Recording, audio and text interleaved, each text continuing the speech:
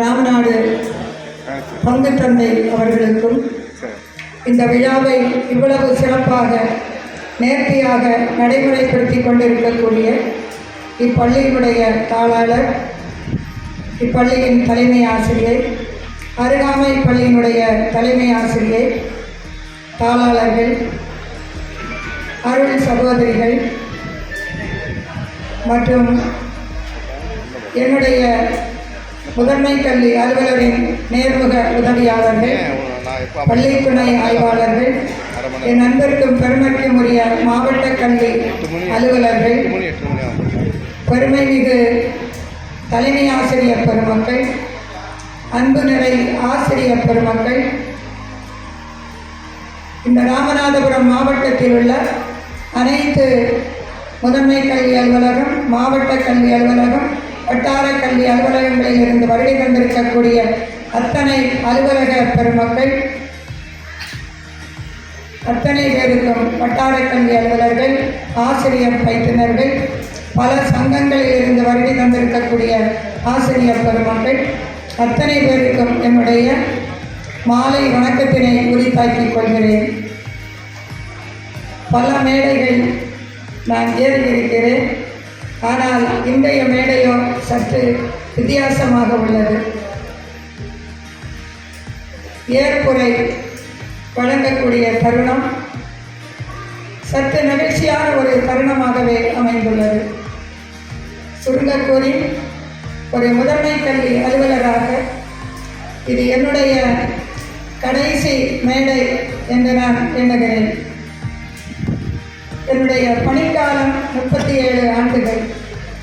30 ஆண்டுகள் ஆசிரியராகவே பணியாற்றியிருக்கிறேன். ஒரு 7 ஆண்டு காலம் மாவட்ட கல்வி அலுவலராகவும் முதன்மை கல்வி அலுவலராகவும் பணிபுரிந்திருக்கிறேன். என்னுடைய கொழுந்தன் அவர்கள் என்னோட எல்லா விஷயமும் சொல்லிட்டாங்க. அதனால் அதை நான் திருப்பி சொல்ல தேவையில்லை. நான் ஆசிரியராக பணியாற்றிய போது நான் விரும்பி ஏற்ற ஒரு தொழில். என்னுடைய குடும்பமானது ஆசிரியர் குடும்பம். தாத்தா முதல் அப்பா, அம்மா, பெரியம்மா, சித்தி, தம்பி, தங்கைகள், குழந்தைகள், அண்ணிமார்கள் அத்தனை பேருமே பல நிலைகளில் ஆசிரியர்களாக உள்ளார்கள்.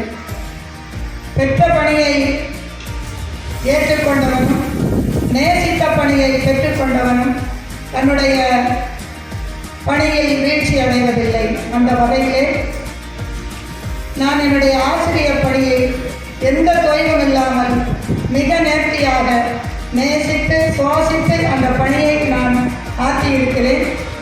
20 ஆண்டுகள் ஆசிரியராகவும் கிட்டத்தட்ட 10 ஆண்டுகள் தலைமை ஆசிரியராகவும் ஒவ்வொரு ஆண்டுகளிலும் 100க்கு 100 மதிப்பெண்கள் பெற்றும் 100க்கு 100 மதிப்பெண்கள் எடுக்க வைத்தும் சராசரி மதிப்பெண்கள் அதிகமாக எடுத்து அன்றைய முதன்மை கல்வி அலுவலர்களிடமும் மாவட்ட ஆட்சியரிடமும் பல பரிசுகள் பெற்றிருக்கிறேன். அவருக்கு முத்தாய்ப்பாகத்தான் நல்லாசிரியர் விருதும் நான் பெற்றிருக்கிறேன். என்னுடைய 7 ஆண்டு காலம் மட்டுமே என்னுடைய அலுவலக பணி. முதன்முறையாக திருவட்டார் மாவட்டத்திலே மாவட்ட கல்வி அலுவலராக பொறுப்பை ஏற்றுக்கொண்டேன். ஆரம்ப நாட்களில் அது எனக்கு சற்று சவாலாகவே இருந்தது. 2வது 3வது நாட்களிலே சென்னை கோர்ட்டு, மதுரை கோர்ட்டு, நீதிமன்றம் செல்வதற்கு எனக்கு ரொம்ப தயக்கமாகவே இருந்தது. பல நாட்கள் எதற்கு இந்த வேலை என்று நான் எண்ணிய நாட்கள் கூட உண்டு. அத்தகைய சிரமங்களுக்கு உட்பட்டு தான் இந்த வழக்குகளை சந்தித்திருக்கிறேன். நான் ஒரு அரசு பள்ளி ஆசிரியராக இருந்ததால் அரசு உதவி பெறும் பள்ளிகளில் இத்தகைய வழக்குகள் இருக்கும் என்று எனக்கு அப்போது தெரிந்திருக்கவில்லை. அதன் பிறகு படிப்படியாக என்னுடைய திருவட்டார் மாவட்டத்திலே ஒரு பிஏவாக சேகர் என்று சொல்லக்கூடிய ஒரு முதுநிலை அலுவலர் அவர்கள் வருகை தந்தார்கள். அவர்களிடமிருந்து இந்த வழக்கை எப்படி கற்றுக்கொள்வது, மேல்முறையீடு என்றால் என்ன, பர்சனல் அப்பியரன்ஸ்னா என்ன, கண்டம்னா என்ன, அந்த மாதிரி எல்லாத்தையுமே கேட்டு தெரிந்து கொண்டு சில நாட்களிலேயே அதை முறையாக அந்த கோப்புகளை பராமரிக்கவும் வழக்குகளை சரியாக கை கொள்ளவும் கற்றுக்கொண்டேன். அதற்கப்புறம் எனக்கு அந்த வழக்குகள் ஒரு பெரிய பொருட்டாகவே எனக்கு தென்படவில்லை. எல்லோருக்கும் நல்லவளாக எப்போதும் இருக்க முடியாது. அப்படி இருந்திருந்தால் நான் பொய் என்று அர்த்தம். அப்படிங்கிறதான் என்னுடைய ஒரு எண்ணம். அதனால் சிலருக்கு சில விஷயங்கள் அவர்கள் நினைத்தது போன்று நான் இல்லாத பட்சத்தில் அவர்களுக்கு சற்று கோபமும் இருந்திருக்கும். அது தூத்துக்குடிக்கு மட்டுமல்ல, எல்லா மாவட்டங்களுக்கும் புரியுது. அதன் பிறகு மிகவும் அருமையான தூத்துக்குடி மாவட்டம். அலுவலக பணியாளர்கள் மிக சிறப்பு. குறிப்பாக அதிலும் சமக்கிர சிக்ஷா என்னுடைய பணியை வெகு இலகுவாக்கியது. அந்த சமக்கிர சிக்ஷாவில் பணிபுரிந்த சின்ன சின்ன என்னுடைய பிள்ளைகளை போன்றவர்கள் தான் அதில் பணிபுரிந்தார்கள். மிகவும் நேர்த்தியாக, எவ்வளவு சிறப்பாக என்னுடைய வேலைப்பளுவை குறைத்து அதை எனக்கு செய்து கொடுத்து ஒவ்வொரு மாதங்களிலும் முதல் நிலையில் நிற்கக்கூடிய அளவுக்கு என்னுடைய பணியை சிறப்பித்தவர்கள் தூத்துக்குடி மாவட்டத்தில் இருக்கக்கூடியவர்கள். அதுபோன்று பணி மாறுதல் பெற்று தென்காசி மாவட்டத்திற்கு வருகை தந்தேன். தென்றல் தவழக்கூடிய தென்காசி மாவட்டம், குற்றாலனுடைய சாரல், வெளிப்பகுதி எல்லாமே மிகவும் சிறப்பாக இருந்தது. ஆனால் எனக்கு உட்பகுதியில் சற்று பெரிய சவால்கள் காத்திருந்தது. இருப்பினும் எந்த காலத்திலும் என்னுடைய நிலையிலிருந்து நான் ஒருபோதும் தவறியதே இல்லை. நம்முடைய கவி பேரரசு வைரமுத்துவனுடைய வரிகளை போன்று, உப்பு கடலோட மேகம் உற்பத்தி ஆனாலும் உப்பு தண்ணீரை மேகம் ஒருபோதும் சிந்துவதில்லை. அந்த ஒரு எண்ணம் என்னுடைய ஆழ்மனதில் எப்போதும் உண்டு. யாருக்கும் என்னுடைய பணிக்காலத்தில் எந்தவித பனிஷ்மெண்ட்களோ எந்த விதமான அவர்களுக்கு தேவையில்லாத எந்த பனிஷ்மெண்ட்டை நான் கொடுத்ததே இல்லை. ஆனால் அந்த தென்காசி மாவட்டத்திலே 2 பேருக்கு ஒரு சஸ்பென்ஷன் ஆர்டர் கொடுக்கக்கூடிய ஒரு நிலைக்கு நான் தள்ளப்பட்டேன். மிகுந்த வருத்தத்தோடும் மனவேதனையோடும் தான் அந்த சஸ்பென்ஷன் ஆர்டரை நான் போட்டேன். ஆனால் அதுவும் இப்போது சரி செய்யப்பட்டு விட்டது. வேறு எந்த 38 ஆண்டுகளிலும் நான் தெரிந்து என்னுடைய பதவியையோ அதிகாரத்தையோ எப்போதும் தவறாக பயன்படுத்தியதே இல்லை. மிக அருமையான தென்காசி மாவட்டம். எனக்கு மிக நெருக்கமானவர்கள் அந்த தென்காசி மாவட்டத்திலே உள்ளார்கள். அதன் பிறகு அங்கிருந்து ராமநாதபுரம் மாவட்டத்திற்கு பணிமாறுதல் பெற்றேன். என்னை பணிமாறுதல் செய்த போது எனக்கு சற்று வருத்தமாகத்தான் இருந்தது. ஆனால் என்னுடைய முதல் வரவேற்பை உத்தரகோச மங்கை அந்த கோயில் என்னை மிக நேர்த்தியாக, நிறைய பேர் என்னை இந்த ராமநாதபுரம் மாவட்டத்திற்கு அழைத்து வந்தவர்களும் நிறைய பேர் என்னை எதிர்கொண்டு எனக்கு தேவையான அத்தனையும் செய்து அந்த எல்லா கோயில்களுக்கும் என்னை அழைத்து சென்று சிறப்பு செய்தவர்களும் நிறைய பேர். அப்போல்லாம் எனக்கு யாருமே எனக்கு தெரியாது. இருந்தாலும் ஒரு முதன்மை கல்வி அலுவலராக எனக்கு அதிகமாக என்னை அவர்கள் நேசித்தார்கள். அது அப்படியே எனக்கு தொடர்ந்ததையாகவே மாறியது. எனக்கு தெரிகிறாங்களோ தெரியலையோ அத்தனை பேரும் என்னிடம் மிகவும் அன்பாகவும் பாசமாகவும் பழகத் தொடங்கினார்கள். ஒருவேளை இந்த ராமநாதபுரம் மாவட்டத்திற்கு நான் வருகை தராமல் இருந்திருந்தால் பல்வேறு மனிதர்களை இழந்திருக்கக்கூடுமோ என்ற ஒரு ஏக்கம் கூட எனக்கு கடைசியாக ஏற்பட்டது. அத்தனை நெருக்கம் இந்த ராமநாதபுரம் மாவட்டத்தில். அனைத்திற்கும் முத்தாய்ப்பாக கட்சத்தீவு செல்லக்கூடிய ஒரு பெரிய வாய்ப்பினை இந்த ராமநாதபுரம் மாவட்டத்திற்கு வந்ததால் நான் பெற்றுக்கொண்டேன். அதை புனித அந்தோணியார் அவர்களுடைய பெரிய வாழ்த்துதல்களையும் நான் பெற்றுக்கொண்டேன். நல்லவர்கள் கூடும்போது நம்முடைய வாழ்க்கை பாதையானது மாற்றப்படுகிறது. அதுபோன்று என்னுடைய வாழ்க்கை தடமும் மாற்றப்பட்டு மிகவும் மகிழ்ச்சியாகவும் மிகவும் சந்தோஷமாகவும் இந்த ராமநாதபுரம் மாவட்டத்திலே என்னுடைய பணியை நான் முடித்திருக்கிறேன். எப்போதுமே நின்று பயணிப்பவனுக்கு அமர்வதற்கு இடம் கிடைத்தால் அவனுடைய சுமையானது பாதியாகிவிடும் என்பார்கள். அதுபோன்று நின்றே பயணித்த எனக்கு அமர்ந்திருந்து பயணிக்கக்கூடிய ஒரு பெரிய வாய்ப்பை இந்த ராமநாதபுரம் மாவட்டம் எனக்கு அளித்தது. எந்த மன அழுத்தமும் நெருக்கமும் நெருடல்களும் எதுவுமே இல்லாமல் மிக நேர்த்தியாக இந்த பணியை நான் மேற்கொண்டிருக்கிறேன். மொத்த என்னுடைய பயணத்தில் ஒரு நீண்ட பயணம்.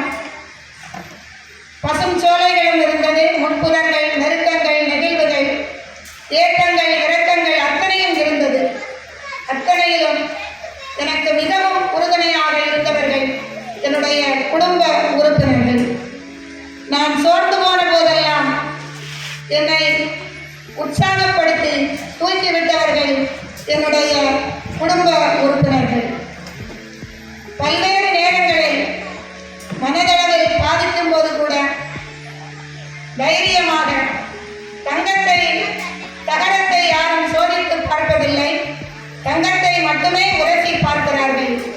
எனவே நீங்கள் தங்கமாக இருக்கிறீர்கள், உரசத்தான் செய்வார்கள், அதற்காக கவலைப்படக்கூடாது என்று ஒவ்வொரு நொடி பொழுதும் என்னை உற்சாகப்படுத்தி ஒரு ஆசிரியையாக பணியில் சேர்ந்து இந்த முதன்மை கல்வி அலுவலராக சிகரம் தொட வைப்பதற்கு மிகவும் முத்தாய்ப்பாக இருந்தவர்கள் என்னுடைய குடும்ப உறுப்பினர்கள்.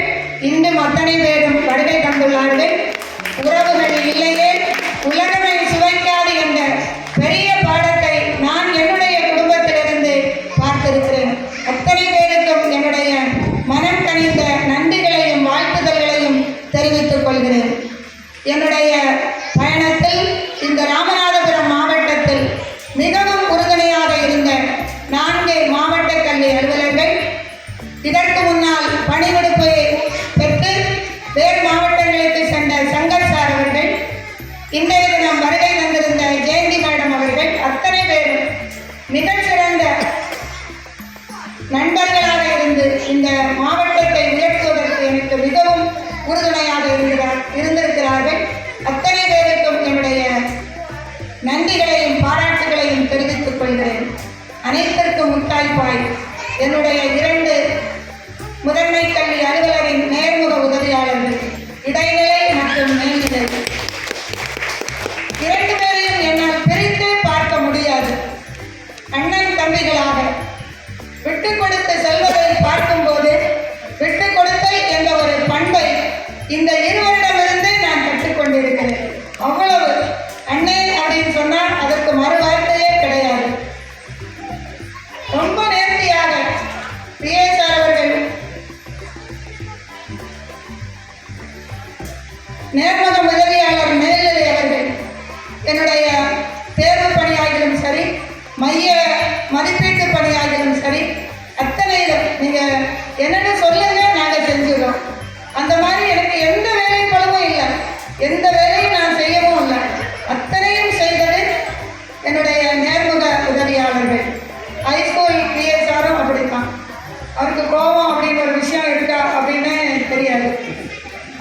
அந்த அளவுக்கு மிக நேர்த்தியாக ஒவ்வொருவரையும் பார்த்து பேசி அந்த விஷயத்தை சரி கட்டுவதில் முதன்மை நேர்முக உதவியாளருக்கு நிகர் நேர்முக உதவியாளரே தான். ஆனால் எனக்கு ரொம்ப பிடிக்கும் மேல்நிலை நேர்முக உதவியாளர்கள் சில சமயங்களில் அழுத்தமாகவும் கடிந்தும் அந்த பேசக்கூடிய விஷயம் என்னை பல சிக்கல்களிலிருந்து காப்பாற்றுவதாக நான் அவருக்கு தெரியாமலே அவருடைய பேச்சை நான் கூர்ந்து கவனித்து ரசித்து கொண்டிருப்பேன். அவர் அப்படி பேசுறதுனால பல சிக்கல்கள் எங்கிட்ட வராமல் பாதுகாக்க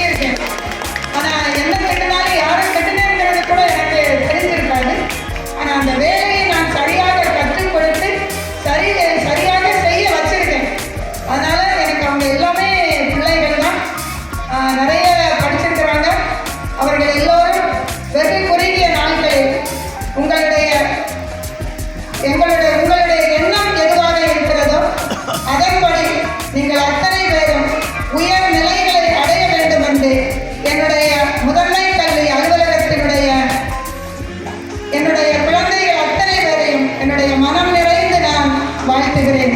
வரும் நாட்களில் உயர் அலுவலர்களாக உங்களை பார்க்கக்கூடிய ஒரு வாய்ப்பு எனக்கு கிட்டும். அப்போது நான் உங்களை வாழ்த்துவதற்காகவும் நான் வருவேன் அப்படிங்கிறதை இந்த நேரத்தில் நான் பதிவு பண்ணிக் கொள்கிறேன். இன்னொன்று, என்னுடைய அலுவலகத்தில் என்னுடைய உடன்பிறவா தம்பி அப்படின்னு நான் சொல்லக்கூடிய ஒரு நபர் விஜயகுமார் எக்கோ கோஆர்டினேட்டர் வணக்கம். இதனால் இவன் முடிக்கும் என்றாண்டு அதனை அவர்கள் விடல் என்ற குரலுக்கு முத்தாய்ப்பானவர். இன்றைய நிகழ்வுக்கு கூட மிகுந்த முத்தாய்ப்பு அவருடையது. எந்த விழாக்களாக இருக்கட்டும், எந்த ஒரு செயலாக இருந்தாலும் சரி, செஞ்சு முடிச்சுட்டு தான் அடுத்த வேலை. அதனால் அவருக்கு வேலை பழு கூட அதிகமாக இருக்கும். ஏன்னா அவர் சரியாக செய்யறதுனால அதை கொடுக்கக்கூடிய ஒரு பழக்கமே எங்கிட்ட இருக்கு. மிகவும் நேர்த்தி. இப்ப நான் சொல்லி வச்சேன்னா நாளைக்குள்ள அது எனக்கு முடிஞ்சிருக்கும். அந்த அளவுக்கு தன்னுடைய பணிகளை மிக நேர்த்தியாக செய்யக்கூடியவர்கள். அவருக்கும் இந்த நேரத்தில் என்னுடைய மனம் நிறைந்த வாழ்த்துதல்களையும் நன்றிகளையும் தெரிவித்துக் கொள்கிறேன். பள்ளிக்கல்வித்துறை சார்ந்து 2, ஒன்று பள்ளிக்கல்வித்துறை, மற்றொன்று ஒருங்கிணைந்த பள்ளிக்கல்வி திட்டத்தினுடைய பள்ளிக்கல்வி திட்டம் என்று 2 தனித்தனியாக இயங்கக்கூடியது. அதுல ஒருங்கிணைந்த பள்ளிக்கல்வி திட்டத்தினுடைய திட்ட உதவியாளர் அன்பு சகோதரர் கணேசபாண்டியன் அவர்கள்.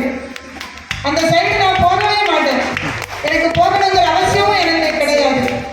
உண்மை, உழைப்பு, நேர்த்தி எல்லாமே அதுக்குள்ள இருக்கு. அதனால எந்த கணக்கு வழக்குகளையும் நான் பார்க்கணும் அப்படிங்கிற அவசியம் கூட எனக்கு வராது. மிகவும் நேர்த்தியாக தன்னுடைய பணியை மிகச் சிறப்பாக செய்திருக்கிறார்கள். அவருக்கும் இந்த நேரத்தில் என்னுடைய நன்றிகளை உரித்தாக்கிக் கொள்கிறேன்.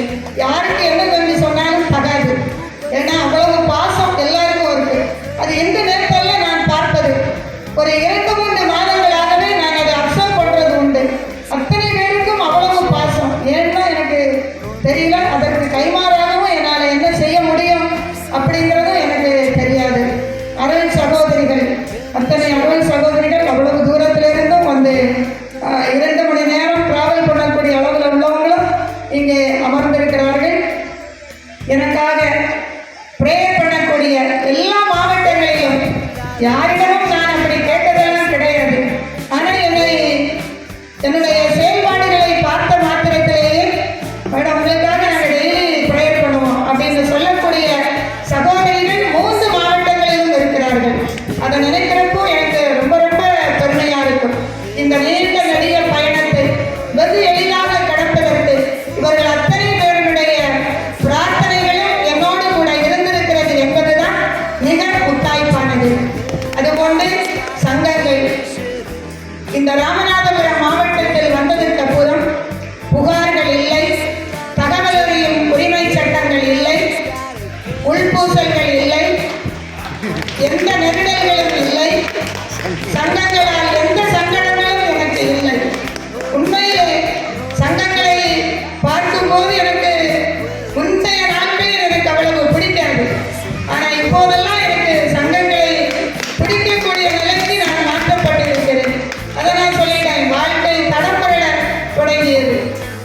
அந்த அளவுக்கு அத்தனை சங்கங்களுக்கும் என்னுடைய நன்றியை இந்த நேரத்தில் நான் உரித்தாக்கிக் கொள்கிறேன். இவ்வளவு நேரமும் என்னுடைய ஏற்புரையாகவும் நீங்கள் அத்தனை பேரும் செய்த செயல்களுக்கு என்னுடைய நன்றிகளையும் உரித்தாக்கிக் கொள்கிறேன். மிகவும் நன்றி சொல்லக்கூடிய ஒரு நபர் என் முன்னாடியே இருக்கிறாங்க. முத்து சரவணன் உடற்கல்வி ஆசிரியர். என்ன பாசம் எனக்கு தெரியாது. வந்த அந்த பொழுதிலிருந்து கிட்டத்தட்ட 1 வாரத்துக்கு உள்ளாகவே ஏதோ ஒரு நேச்சர் கேம்ப் அது சம்பந்தப்பட்டு ஒரு மாணவர்களுக்கான ஒரு நிகழ்வு. அந்த நிகழ்வுக்கு நான் இடையிடையே ஒரு 2-3 இடங்களில் அங்கே நான் போயிருக்கிறேன். அப்போது இந்த போட்டோஸ் எல்லாம் சார் எடுப்பாங்க. எல்லாம் எடுத்துட்டு அதான் எனக்கு ஸ்டார்டிங். அப்படி எடுத்து எல்லாத்தையும் ஒரு மிக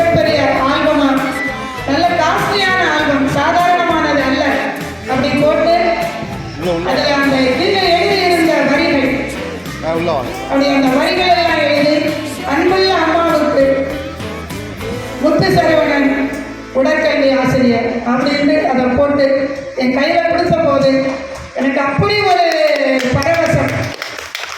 யாரு என்ன தெரியாது, நான் கூட அவர்கிட்ட பேசினது கூட கிடையாது. மிக அருமையாக என்னுடைய அலுவலகத்தில் வைப்பதற்காக நான் உட்காந்து கையெழுத்து போடுற மாதிரி ஒரு முதன்மை கல்வி அலுவலர் ஃபோட்டோ, அதுவும் ஃப்ரேம் செஞ்சு அந்த ஒரு வார காலத்துக்குள்ளாயே என்னுடைய அறையில் வச்சுருக்காங்க. இன்னும் அது என்னுடைய அலுவலகத்தில் இருக்கிறது. எந்த எதிர்பார்ப்பும் இல்லாமல் என்னோடு பழகக்கூடிய நிறைய பேரை இந்த ராமநாதபுரம் மாவட்டத்தில் தான் நான் சந்திச்சிருக்கேன். உண்மையிலே இந்த ராமநாதபுரம் மாவட்டம் வரலாற்று சிறப்பும் மிக அழகிய மனம் நிறைந்த மக்களையும் கொண்டது. இந்த ராமநாதபுரம் மாவட்டம் என்பது எந்தவித ஐயப்பாடும் இல்லை. எனவே இந்த மாவட்டத்திலிருந்து கடந்து செல்லக்கூடிய ஒரு நிலை சற்று எனக்கு வருத்தத்தை கொடுக்கக்கூடியதாக இருக்கிறது. இருப்பினும் அகவை 60 கடந்து சென்றே ஆக வேண்டும் அப்படிங்கிற நிலையில் நான் தற்போது இருக்கிறேன். அதோடு என்னை டெய்லி பத்திரமாக என்னுடைய வீட்டிலிருந்து அலுவலகத்திற்கும் அலுவலகத்திலிருந்து வீட்டிற்கும் பல இடங்களுக்கு என்னை அழைத்து செல்லக்கூடிய என்னுடைய ஓட்டுநர் என் மீது ரொம்ப கரிசனையாக இருப்பார். ஒரு நாள் நான் 5 பேக்கு கையில் இல்லைனாலும் அவரை அப்சர்வ் பண்ணிவிடுவார். மேடம் இன்னைக்கு சாப்பாடு கொண்டு வரல அப்படின்னு சொல்லி, அது நான் சொல்லணும் அப்படிங்கிற அவசியம் எல்லாம் கிடையாது. அவரே கடையில் போய் வாங்கி எனக்கு வச்சு அதை அவ்வளவு என்னை கவனமாக கவனித்துக் கொள்ளக்கூடியவர். மிகச்சிறப்பாக வண்டி ஓட்டுபவர். ரொம்ப நேர்த்தியாக எந்தவித கஷ்டங்களும் இல்லாமல் வண்டி ஓட்டக்கூடிய ஒரு நேர்த்தி. எல்லாத்திற்கும் முத்தாய்ப்பாய் காலம் தவறாமை அவருடைய மிகப்பெரிய ஒரு பண்பு. நான் 10 மணினா 9:45, நான் 8 மணினா 7:40 கொண்டு நின்றுவார். நைட்டு 12 மணினாலும் சரி, நீங்கள் போங்க வேறு யாராவது என்னை கூட்டிகிட்டு விடுவாங்கன்னு சொன்னால் போக மாட்டேன். 12 மணி வரைக்கும் இருந்து என்னை கொண்டு போய் வீட்டில் விட்டுட்டு தான் அவர் வீட்டுக்கு போவார். தேர்வு நாட்களில் 6 மணிக்கு வினாத்தாள் எடுத்து கொடுக்க வேண்டிய நாட்களிலும் ராமேஸ்வரத்தில் இருந்து 5 அறைக்கு வந்துடுவார். நான் தான் லேட் பண்ணுவேனே தவிர அவர் லேட் பண்ண மாட்டார். அந்த அளவுக்கு அவர் நேரம் தவறாமை, அதுபோன்று நினைவாற்றல். ஏதாவது ஒரு விஷயத்தை இந்த மாதிரி நாளைக்கு எங்கே ஒரு இன்ஸ்பெக்ஷன் போகணும், ஞாபகத்தில் வச்சுக்கோங்கன்னு சொல்லிட்டா போதும், அவ்வளோதான். கரெக்டாக அதை எனக்கு சொல்லிக் கொடுத்தாங்க. இத்தனை சிறப்புகளும் கொண்டவர் என்னுடைய ஓட்டுநர். என்னுடைய அலுவலக உதவியாளர் வந்தாங்கல்ல, எனக்கு தண்ணி வேணுமா, சாப்பாடு வேணுமா, என்ன வேணும், என்னை அருகாமையிலிருந்து கவனித்துக் கொள்ளக்கூடிய அந்த சகோதரி அத்தனை பேருக்கும் யாரையாவது விட்டுருப்பனா அப்படின்னு எனக்கு தெரியல. தனித்தனியாக சில ஆசிரியர்களை பார்க்கிறேன். எல்லோரும் எந்த எதிர்பார்ப்புமின்றி என்னோடு பயணித்தவர்கள். எனக்கு அது ஒரு கெட்ட குணம் உண்டு. என்கிட்ட நெருக்கமாக இருக்கிறார் அப்படின்னு சொல்லிட்டு எந்ததாவது ஒரு விஷயத்தை நீங்கள் கேட்டாலும் நான் அது வரத்துக்கு மீறியது அப்படின்னா நான் செய்யவே மாட்டேன். எந்த காலகட்டத்திலும் நான் செஞ்சதே இல்லை. அதனால் என்னுடைய நண்பர்கள் அத்தனை பேருமே என்னிடம் எதுவும் எதிர்பார்க்காத ஒரு பெரிய ஒரு பாசத்தின் அடிப்படையில் கூட்டப்பட்ட கூட்டம் மட்டுமாகவே இருக்கும். அதை நான் சொல்லிக் கொள்வதில் மிக்க நான் பெருமைப்படுகிறேன். அதை அனைத்தும் தாண்டி உட்கார்ந்திருக்கீங்க. முதுமையினுடைய முதல் பக்கத்திற்கு திரும்பி பார்த்தேன். நிரப்பப்படாத பக்கத்தால் நிரப்பப்பட்டிருந்த என்னுடைய இளமை வாழ்க்கை. இதற்காகவே இத்தனை காலம் வாழாமலே என்று எண்ணிக்கொண்டு மீண்டும் தேடலை தொடங்கினேன். எழுதாத அந்த பக்கங்களை எழுதுவதற்காக என்று ஒரு கவிதை படித்ததில் பிடித்தது. அந்த பெற்றோர்களே, பெரியோர்களே, அத்தனை பேருக்கும் வாழ்க்கை மிக குறுகியது. இந்த குறுகிய நாட்களில் எவ்வளவு மகிழ்ச்சியாகவும் எவ்வளவு சந்தோஷமாகவும் ஒவ்வொரு பொழுதையும் நீங்கள் சுவைத்து ரசித்து அதை நீங்கள் கண்டிப்பாக அனுபவித்தே ஆக வேண்டும். எழுதாத மீதமுள்ள பக்கங்களாக நம்முடைய வாழ்க்கை பக்கங்கள் உங்களுடைய வாழ்க்கையில் இருக்கவே கூடாது. இதை நீங்கள் படித்துக் கொள்ள வேண்டும் என்பதற்காகவே இந்த கவிதையை நான் இப்போது கூறியிருக்கிறேன். வாரியாரினுடைய மிகப்பெரிய வரியான